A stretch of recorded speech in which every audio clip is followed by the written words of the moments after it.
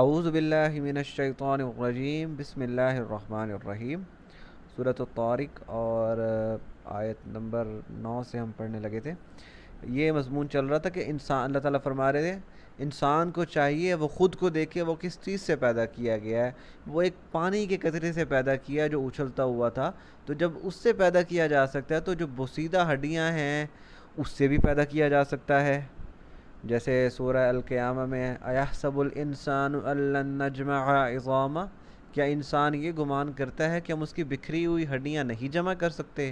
بلا، کیوں نہیں، قادرین علی ان نسوی بنانا، بلکہ ہم تو اس چیز پہ بھی قادر ہیں کہ اس کے انگلیوں کے پور فنگر پرنٹ بنا سکیں، کہ ہر انسان کا جو مختلف فنگر پرنٹ ہوتا ہے تو اس چیز پہ بھی قادر ہے کہ اس ہڈی سے ہم وہ فنگر پرنٹ بنا سکیں، اور یہ کہتے ہیں انسان نہیں بن سکتے۔ آگے اگلی آیت ہم پڑھتے ہیں، یوم، جس دن، تبلا، تبلا اصل میں بالا یا یبلا یو، اور یہ ابلا یبلی، اس طرح تبلا ظاہر ہونا کسی چیز کا۔ السرائر، سرائر کہتے ہیں کسی مخفی چیز کو، اردو میں لفظ ہے نا اسرار، کسی چیز میں اسرار کا مطلب کوئی راز پوشیدہ ہونا۔ تو یوم تبلا السرائر، جس دن تمام پوشیدہ باتیں ظاہر ہو جائیں گی، تبلا ظاہر ہو جانا، جس دن تمام پوشیدہ باتیں ظاہر ہو جائیں گی۔ فا کا مطلب پس، ما لہو نہیں ہے، من قوت کوئی قوت، والا ناصر اور کوئی مددگار، تو نہ ہی کوئی قوت ہے نہ کوئی مددگار۔ یہ مخفی باتیں سے مراد یہ ہے کہ انسان کے اعمال، ایک تو ہم برے اعمال مخفی طور پہ کرتے ہیں جس کا کسی کو علم نہیں ہوتا سوائے اللہ کی اور فرشتوں کے ہمارے، لیکن ایک ہوتا ہے ہم دل میں سوچتے ہیں، وہ فرشتوں کو بھی علم نہیں ہوتا، وہ صرف اللہ کو علم ہوتا ہے اس کا، اور یہ بھی پکڑ کا باعث بن سکتے ہیں۔ یہ ہے نا سورہ یہ مضمون سورۃ البقرہ کے آخری رکوع میں ہے نا، کہ وَإِن تُبْدُوا مَا فِي أَنفُسِكُمْ أَوْ تُخْفُوهُ يُحَاسِبْكُم بِهِ اللَّهُ، کہ اگر تم جو چیزیں تم نے نفسوں میں ہیں تمہارے، چاہے انہیں ظاہر کرو یا انہیں چھپاؤ، یحاسبکم بہ اللہ، اللہ اس پہ محاسبہ کر سکتا ہے تمہارا۔ تو وہی ہے، یوم تبلی السرائر فما لہ من قوت ولا ناصر، جس دن تمام پوشیدہ باتیں ظاہر ہو جائیں گی اور کوئی قوت کوئی مددگار نہیں ہوگا۔ والسماء، قسم ہے آسمان کی، ذات الرجع، جو ذات ہے، اور رجع کا مطلب ہوتا ہے لوٹانا، یہ ہے آیا نا لفظ، یہاں پہ نہیں آیا۔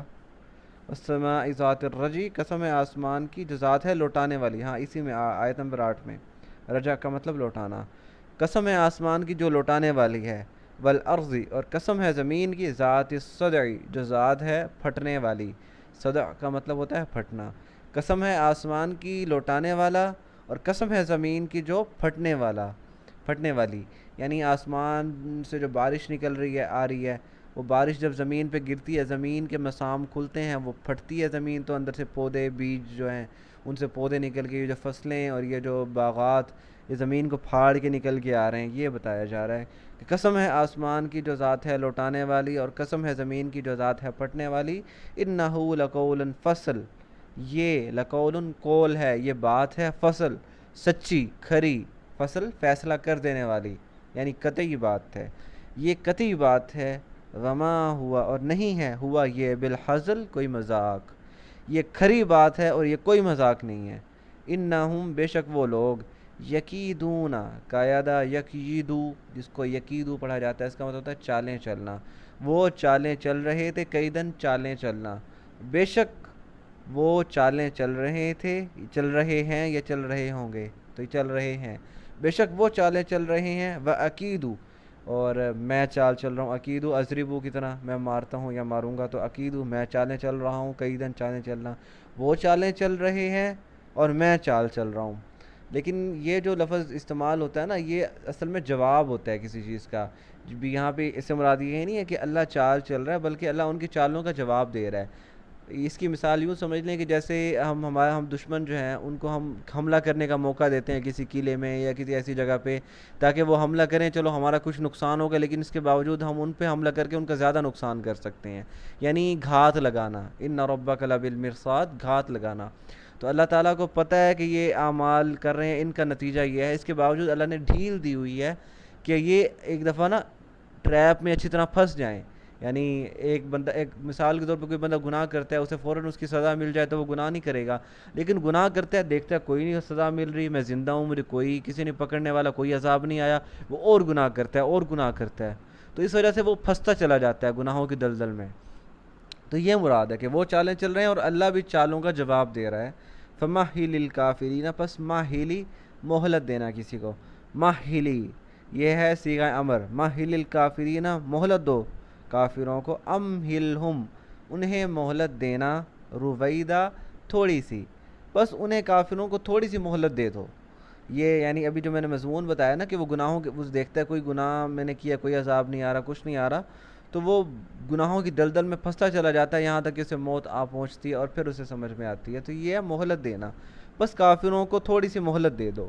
یہ مضمون اب کوریلیٹ ہوا تو آپ کو سمجھ میں آ گیا ہوگا. تو یہ سورہ طارق، اس کا با محاورہ ترجمہ کر دوں.